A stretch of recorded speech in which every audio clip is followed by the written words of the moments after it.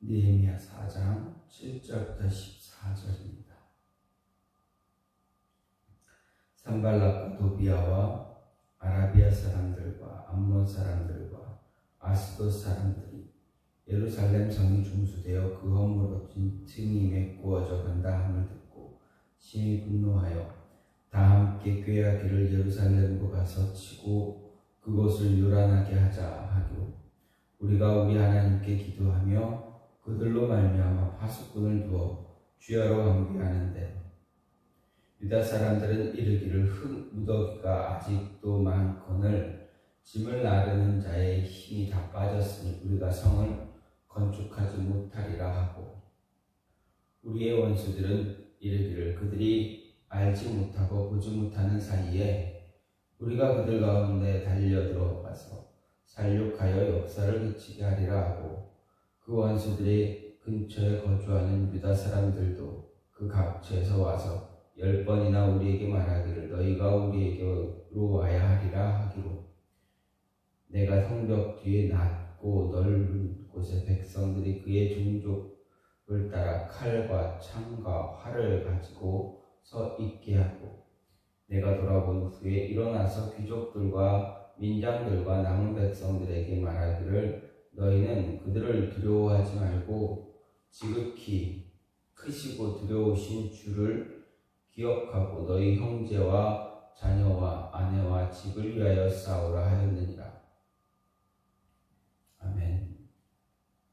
오늘 말씀 느헤미야 4장 7절에서 14절 말씀입니다. 오늘 말씀은 대적들의 조롱을 통한 성벽 재건 공사가 방해되고 그로 인해서 느헤미야의 기도 및 대적들의 방해 속에서도 성벽 재건 공사가 계속 진행된 사실을 말하는 그 앞부분에 이어서 군사적 위협을 통한 대적들의 성벽 재건 방해 계획과 백성들의 사기가 저하된 것 그리고 느헤미야의 대처에 관해서 이야기하고 있습니다.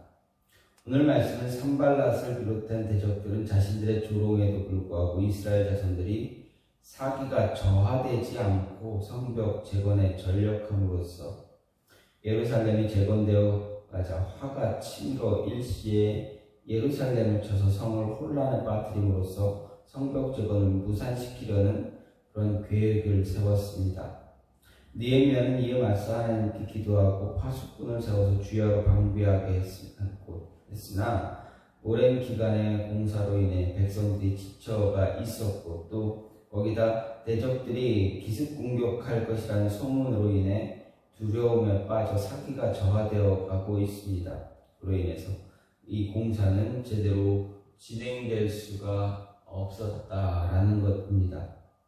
정말 이스라엘의 성벽 재건 공사는 최대의 위기를 맞게 되었습니다. 이에 느헤미야는 백성들로 해서 예루살렘 성 뒤에 낮고 넓은 곳으로 무장하여 집결하게 한 뒤에 대적들을 두려워하지 말고 하나님 의지에서 형제, 자매, 형제, 자녀, 아내와 집을 위해 싸우라 이야기하면서 이 위기를 극복하고 있습니다. 결국 느헤미야의 적극적인 대처는 이후 기록을 통해서 알 수 있듯이 대적들의 군사적 위협을 무력화시킬 수 있었다라는 것입니다.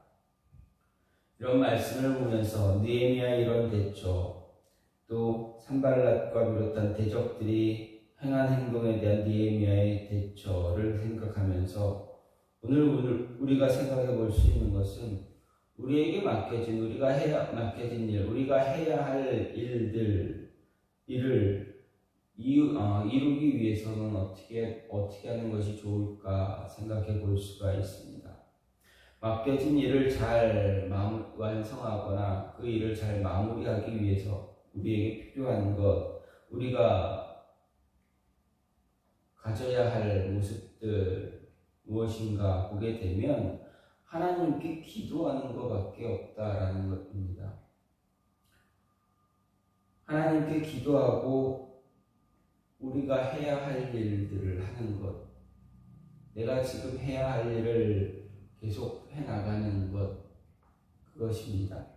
9절 말씀을 보면 우리가 우리 하나님께 기도하며 그들로 말미암아 파수꾼을 두어 주야로 방비하는데 이렇게 하고 있습니다. 즉 산발랏, 도비아, 아라비아 사람들, 암몬 사람들, 아스돗 사람들이 예루살렘 성을 재건할 때 이들이 그것을 재건하지 못하도록 방해합니다.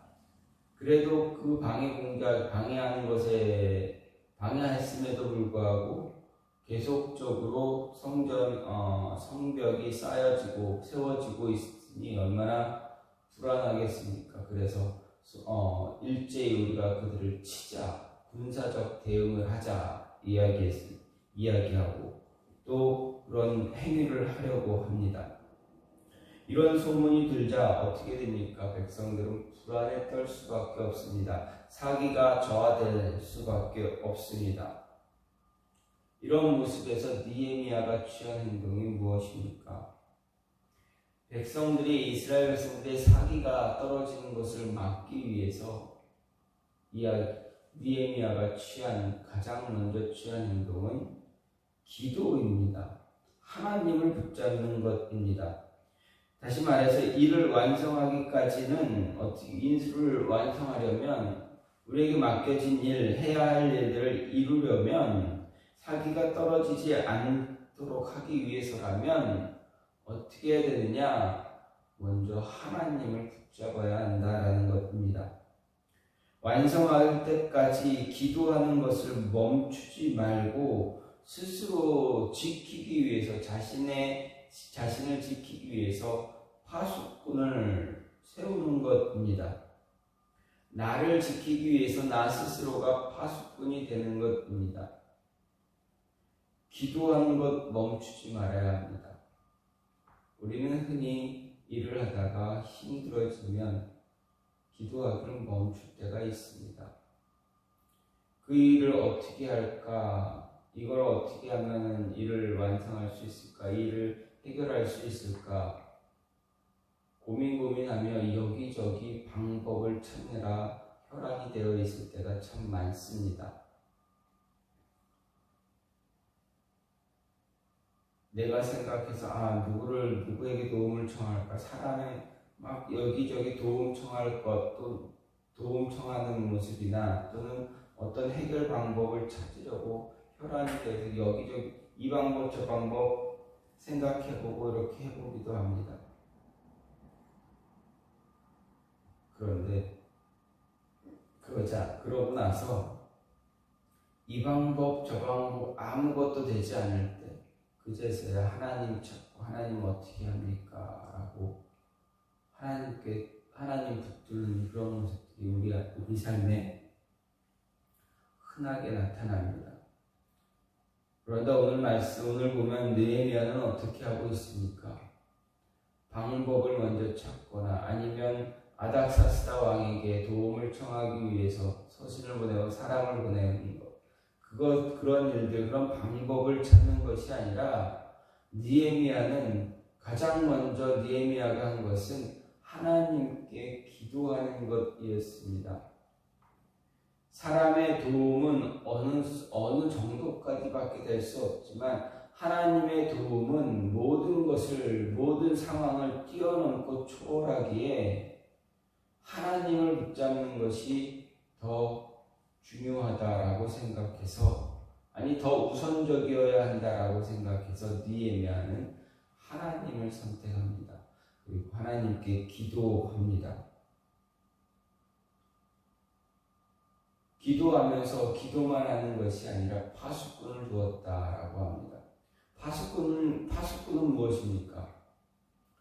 파수꾼은 적의 동태를 살피기 위해서 최전방에서 가장 앞선 곳에서 적의 동태를 살피기 위해서 밤새도록 지켜보는 사람을 보는 사람이 바로 파수꾼입니다. 가장 먼저 적의 동태를 살피고 가장 먼저 어떤 이야기, 정보들, 일어나는 일들을 전해야 하는 사람입니다. 최전방에 서 있는 사람입니다. 그리고 가장 높은 곳에서 가장 많은 것들을 보기 위해서, 주변을 살피기 위해서 맡겨진 임무가 맡겨진 사람이 바로 파수꾼입니다.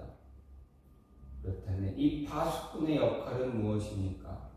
영적으로 깨어서 영적 싸움의 가장 선두에서 가장 먼저 그 문제들을 해결하기 위해서 세워지는 것입니다.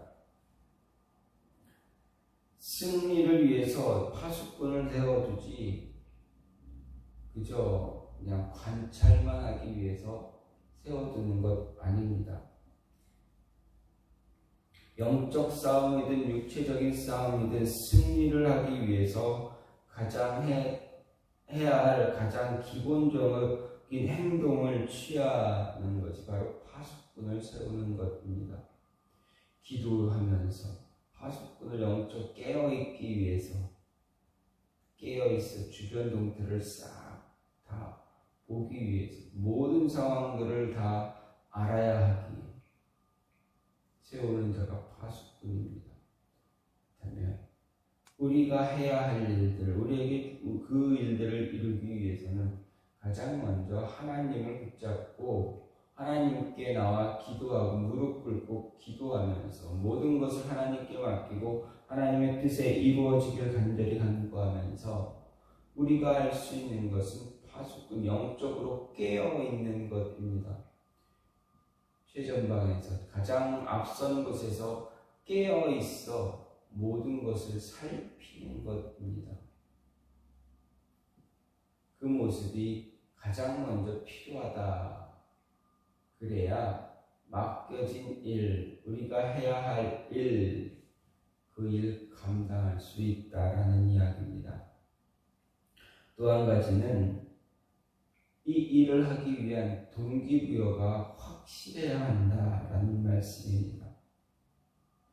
14절 말씀을 보면 내가 돌아본 후에 일어나서 귀족들과 민장들과 남은 백성들에게 말하기를 너희는 그들을 두려워하지 말고 지극히 크시고 두려우신 주를 기억하고 너희 형제와 자녀와 아내와 집을 위하여 싸우라. 느헤미야가 한 이야기입니다.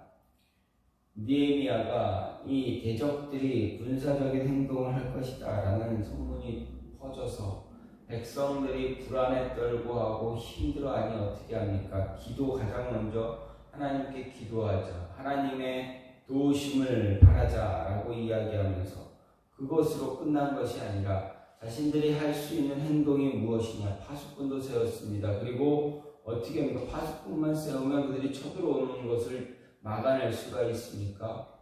군사적인 어떤 행동의 조치가 필요합니다. 군사적인 행동을 하기 위해서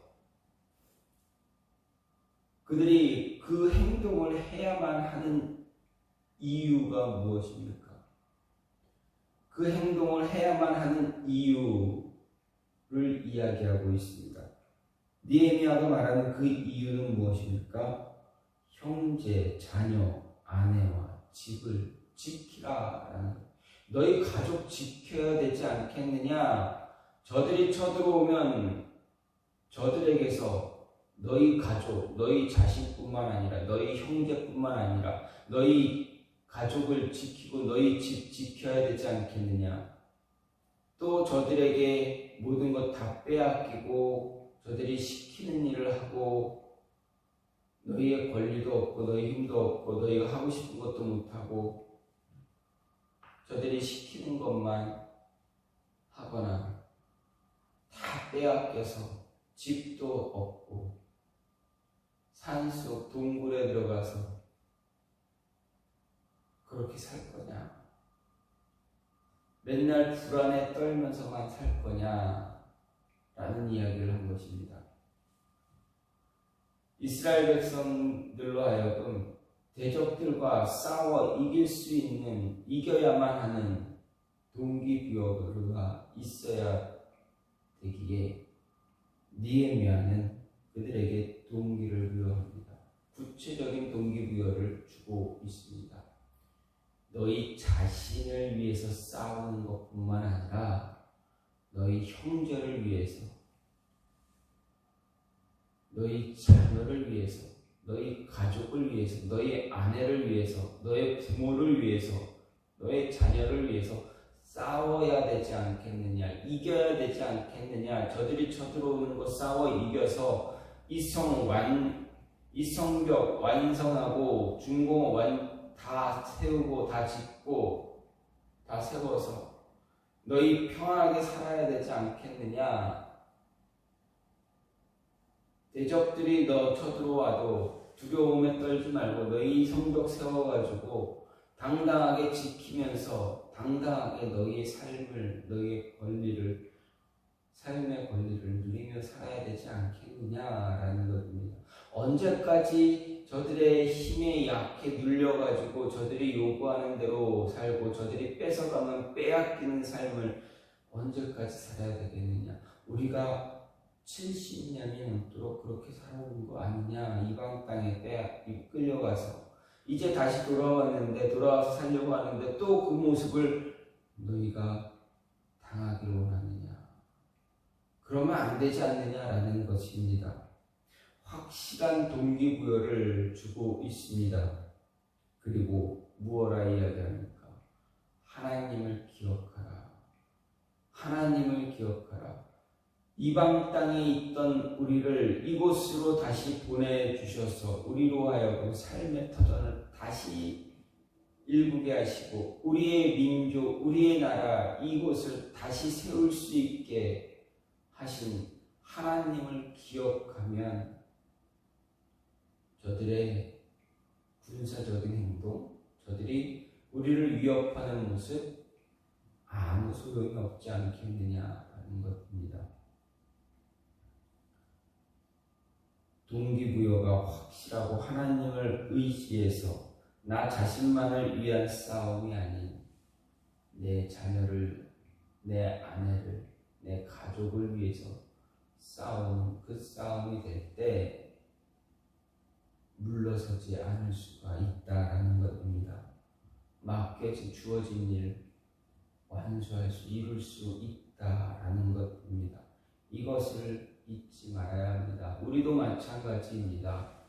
오늘 하루 이 한 주간 우리에게 주어진 일 있습니다. 그 일을 이루기 위해서 왜 이 싸움을, 이 영적 싸움을, 왜 이 싸움을, 이 일을 해야 하는가? 왜 이 일을 해서 한 주간을 살아야 되는가? 오늘 하루를 살아야 하는가? 잘 생각해 보시기 바랍니다. 하나님의 나라를 더 확실하게 견고하게 세우기 위한 그 모습과 내 가족, 내 자녀, 내 아내, 내 집, 우리가 영적 싸움에서 무너지지 않고 대적들에 의해서 우리가 무릎 꿇지 않기 위해서 유혹에 넘어가지 않고 오직 하나님 바라보며 하나님의 은혜를 바라보며 하나님의 인도하심을 바라보며 그 모습으로 살기 위해서 하나님과 기쁨의 순간을 누리기 위해서 살아가는 그 모습이 우리에게 주어져 있기에 그 모습 우리가 잘 감당해야 되지 않겠습니까? 그것을 위해서 이 싸움에서 이겨야만 합니다. 우리에게도 동기는 확실합니다. 확실한 동기부여가 우리에게도 있습니다. 따라서 우리도 승리해야만 합니다.